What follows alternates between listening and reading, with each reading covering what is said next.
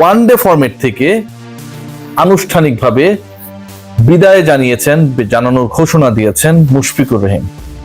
বাংলাদেশের ক্রিকেট ইতিহাসের সবচেয়ে উজ্জ্বল নক্ষত্র, বাংলাদেশের ক্রিকেট ইতিহাসে মিডল অর্ডার ব্যাটিং এ যার উপর সবচেয়ে বেশি নির্ভরতা, বাংলাদেশের ক্রিকেট ইতিহাসের অসংখ্য অর্জনের সাথে যে মানুষটা জড়িত সেই মুশফিকুর রহিম আর রঙিন জার্সি গায়ে নামবেন না। টি-20 থেকে অনেক আগেই অবসর ঘোষণা দিয়েছিলেন, সেটাও ফেসবুকে, এবং এবারও তার ওয়ানডে থেকে রিটায়ারমেন্টের যে ঘোষণা, সেই ঘোষণাটাও এলো ফেসবুকের মাধ্যমে।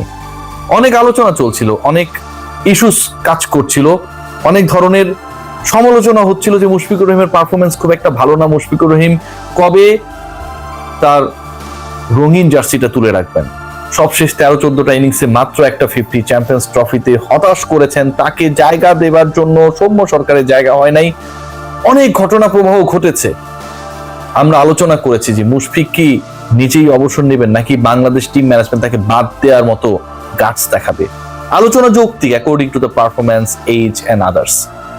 মুশফিকুর রহিম সসম্মানে তার অবসরের সিদ্ধান্ত নিয়ে শুধু একটা ডিসিশন মেক করেন নাই, একটা ফরম্যাটকে চিরতরে গুড বাই বলেন নাই, বরং স্মার্টলি যেই ডিসিশনস গুলো নেওয়া যেতে পারে সেই ব্যাপারটা তিনি প্রকাশ করেছেন। তিনি লিখেছেন যে লাস্ট ফিউ ডেজে তিনি অনেক চ্যালেঞ্জেস এর মধ্যে ছিলেন এবং তিনি বুঝতে পারছিলেন যে এটাই তার ডেস্টিনি, তিনি তার ঠিকানায় পৌঁছে গেছেন, এরপরে আসলে কোনো কিছু করার নেই। এবং সে কারণে আজ রাত 11টার পর মুশফিক ফাইনালি গুড বাই বলে দিলেন ওয়ানডেতে। মনে আছে তামিম ইকবালের ওই যে ভাঙা হাত নিয়ে ব্যাট করা ইনিংসটা? অপর প্রান্তে কে ছিল জানেন? মুশফিকুর রহিম। 140 প্লাসের ইনিংসটা খেলেছিলেন। পুরো ইনিংসটা যেন ছিল চান্ডিকা হাথুরু সিং এর এগেইনস্টে। বাংলাদেশের সাথে ফাজলামি করে চান্ডিকা হাথুরু সিং এ চলে গেলেন শ্রীলঙ্কায়, এবং শ্রীলঙ্কার কোচের দায়িত্ব নেবার আগে মুশফিকুর রহিমের কিপিংটাও তিনি কেড়ে নিয়েছিলেন।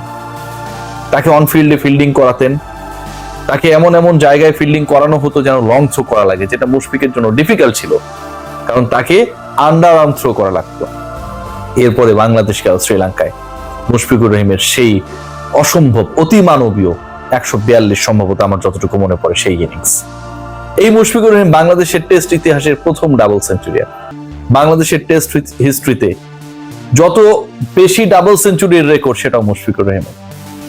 বাংলাদেশের ওয়ানডেতে মুশফিকুর রহিম তামিম ইকবালের পরই সর্বোচ্চ রান গেটার। মুশফিকুর রহিম শুধু এগুলোর কারণে আলোচিত এমনটা না, যত গুরুত্বপূর্ণ জয়, এই যে ইংল্যান্ডকে বাংলাদেশ হারালো সেই সময়েও মাহমুদুল্লাহ রিয়াদ অসাধারণ একটা শতক করেছিলেন। পার্টনারশিপটা ফার্স্টলি হয়েছিল সেই মুশফিকুর রহিমের সাথে। মুশফিক যখন আউট হয়ে যান, নাজমুল হাসান পাপন তৎকালীন বোর্ড প্রেসিডেন্ট, তার সাথে আমি ইন্টারভিউ ছিলাম এডিলেইডে লাইভে। হুট করে বাইরে থেকে যখন চিল্লানো শুরু হলো, পাপন সাহেব বললেন মুশফিক আউট, মানে একটা টেনশনের মধ্যে তিনি পড়ে গেলেন। বাংলাদেশ সেই পার্টিকুলার ম্যাচটা শেষ পর্যন্ত জিতে নেয়। মুশফিক আউট হয়ে গিয়েছিলেন, কিন্তু মাহমুদুল্লাহ রিয়াদের অসম্ভব অতিমানবীয় সেঞ্চুরি, রুবেল হোসেনের দারুণ একটা স্পেল, টানা 2 ওভারে যেভাবে 2 ব্যাটসম্যানের স্ট্যাম্প উপরে ফেললেন, বাংলাদেশের সেই সময়ের সেই স্বপ্ন সারথি মুশফিকুর রহিম। আমরা পঞ্চপাণ্ডব নিয়ে অনেক আলোচনা করি, একে একে সবাই গেছে। মাশরাফি বিন মুর্তজা 2019 বিশ্বকাপের পর যে রঙিন জার্সি পরে খেলতেন সেখানটায় আর নেই। সাকিব আল হাসান সবখানেই আছেন, আবার কোথাও নেই। আমাদের খেয়াল করে দেখি তামিম ইকবাল, তিনি জাস্ট কদিন আগে রিটায়ারমেন্ট অ্যানাউন্স করেছেন। মাহমুদুল্লাহ রিয়াদ কবে রিটায়ারমেন্টের কথা জানাবেন সেই অপেক্ষায় যখন আমরা, মুশফিক জানিয়ে দিলেন টাটা গুড বাই। ওয়ানডে ফরম্যাটে বাকি রইল শুধু রিয়াদের আনুষ্ঠানিক বিদায়ের ঘোষণার অপেক্ষা। বাট মুশফিক যেটা করে দেখিয়ে